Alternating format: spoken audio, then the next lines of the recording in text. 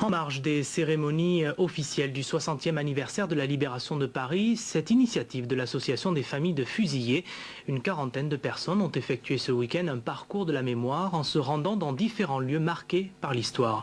Pierre-Yves Salic et Laurent Beaufils. La prison de la Santé, la gare Montparnasse, quelques-uns des lieux où furent fusillés des résistants français. Depuis 60 ans, les familles de ces victimes du nazisme se souviennent. Aujourd'hui, ce parcours de mémoire passait aussi par la cascade du bois de Boulogne, où 35 jeunes résistants étaient fusillés en août 1944. Les dates ne sont pas marquées pour qu'on puisse savoir leur âge, mais quand on sait la moyenne d'âge de ces patriotes, c'est touchant. Voilà.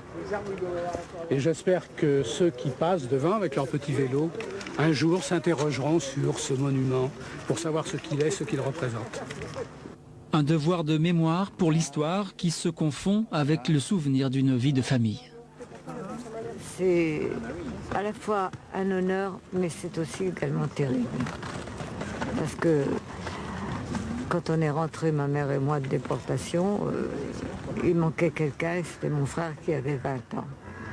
Mais je crois que c'est bien aussi qu'il a donné sa vie pour la France. C'était tout à fait naturel d'y aller parce que c'était une chose qu'on ne pouvait pas ne pas faire. Quand on est occupé par l'ennemi, il faut combattre. Et pour nous, c'était simple à l'époque. Parce qu'à l'époque, il y avait les méchants d'un côté et les bons de l'autre. C'était facile à choisir. Maintenant, c'est difficile. Parents ou amis de fusillés, une fierté et une douleur. Rien qu'au Mont Valérien, entre 1000 et 4000 résistants ont perdu la vie, victimes de leur engagement.